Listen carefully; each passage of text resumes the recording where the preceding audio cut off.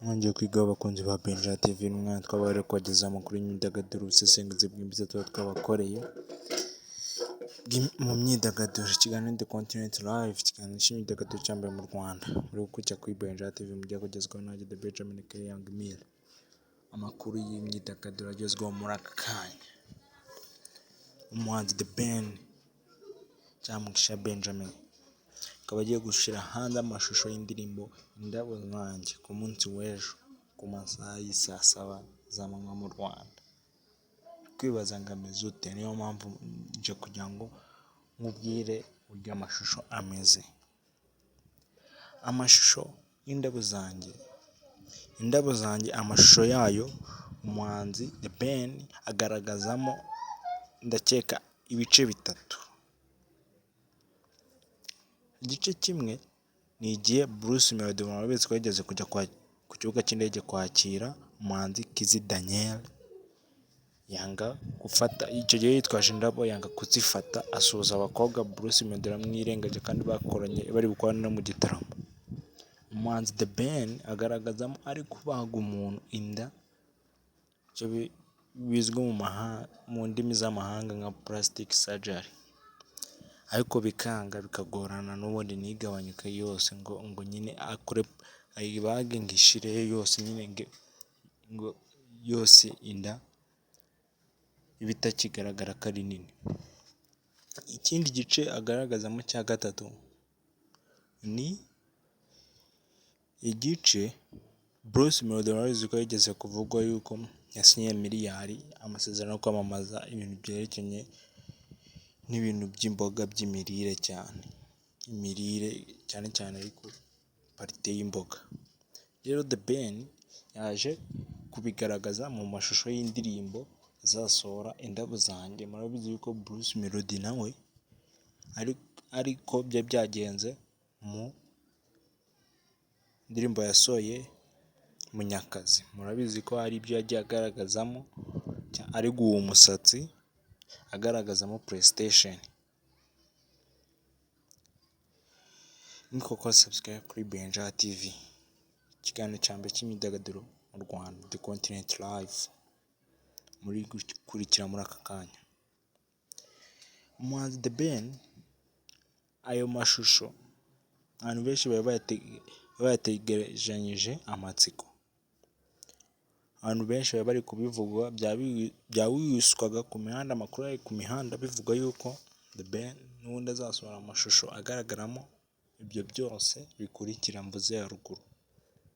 N'ubundi niko byagenze, amakuru yari ku mihanda yariyo. Umuhanzi The Ben azasohora ejo ku munsi w'ejo nk'uko nabibabwiye amashusho ari kubaga, ariwe ndakeka ariwe uzaba ari umuganga. Hano ku mbuga ze za Instagram yashyizeho trailer yayo yuko izasohoka ejo, indirimbo Indabo Zanjye amashusho yayo ejo saa 7 mu kadomo. Agaragara ari kubaga inda y'umuhanzi Bruce Melody. Akongera akagaragaza undi muhanzi nyine kuri Bruce Melody yagiye ku kibuga cy'indege ari kumwe n'abakobwa babiri, agiye kwakira Kizzy Daniel.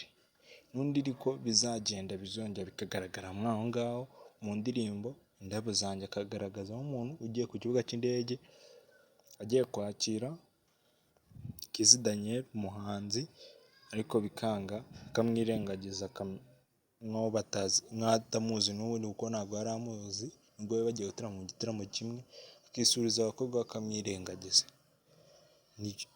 Abenshi bavuga yuko ngo ati indabo Ben yavugaga ngo Indabo Zanjye ntabwo ari izo, ahubwo avuga ngo ati za ndabo Bruce Melody yajyanye ku kibuga cy'indege.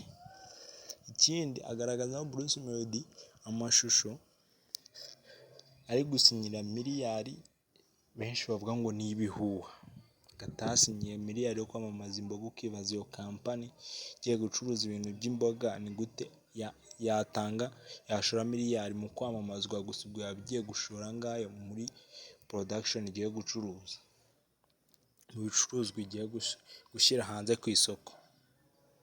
Ibyo ngibyo akaba ari bimwe mu bintu bizagaragara mu ndirimbo Indabo Zanjye. Murabizi yuko Munyakazi video yayo yagiye hanze maze n'igihe, ubu ngubu ndakeka imaze kugera mu 800. uri kumva yuko iri kugenda irebwa cyane. Mwebwe bakunzi ba The Ben, indabo zanjye mwiteguye ute? Koko subscribe kuri Benja TV, ikiganiro cy'imyidagaduro cya Medi Continent Live, akaba aricyo muri gukurikira muri aka kamwanya. Ibi biri kugenda biryoshya showbiz nyarwanda, kuba batari kwanga ati ngo bagiye gushondana mu magambo, cyangwa Bruce Melody akomeza ashondane mu magambo acyocera kuri The Ben, akabikora mu ndirimbo. Ibyo ntacyo bitwaye, kuko murabizi yuko habayeho beef nini kandi zatumye umuziki uzamuka, zaba Coast n'aba East muri Amerika. Icyo gihe yari Biggie na Tupac Omar Shakur. Iyo niyo beef ya mbere y'amateka yabayeho no muri Leta Zunze Ubumwe za Amerika, ndakeka nta n'iyindi izaba. Murabizi yuko Diamond kugira azamuke yitendetse kuri Alikiba, ibigero biranamuhera. Ubu ngubu ni umuhanzi ngenderwaho, icyitegererezo muri Tanzania. Murabizi yuko muri Nigeria havugwa Davido na Wizkid, abandi bose bagenda babitendekaho. Bizi yuko icyo gihe Biggie na Tupac Omar Shakur, iyo beef yabivaho haje Jay-Z, undi we ntago ndi kubyibuka neza. Icyo gihe nabo baracyocyorana, bubakira izina ubu Jay-Z niwe muhanzi w'umukire wa mbere ku isi.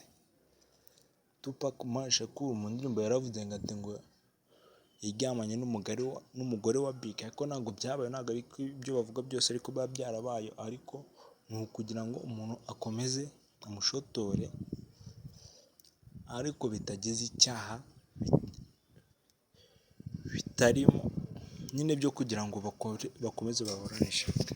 Ibi rero birafasha iki showbiz nyarwanda? Icyo bintu birayifasha bituma showbiz nyarwanda iryoha, ishyuha, ikava ku rwego rumwe ikageza ku rundi, igatuma amakuru agenda aba menshi, ikaba nini mu karere. Showbiz nyarwanda iba nini muri aka karere, bigatuma bamwe bagenda babona akazi bitewe n'amakuru ari kugenda asohoka, bitewe n'ibyo twakwita nka beef iri hagati y'abahanzi babiri, Mugisha Benjamin aka The Ben na Itahiwacu Bruce Melody. Ikiganiro The Continent Live kuri Benja TV, ikiganiro cy'imyidagaduro cya mbere mu Rwanda. Ciao ciao, ntakagaruka. Astra Vistro.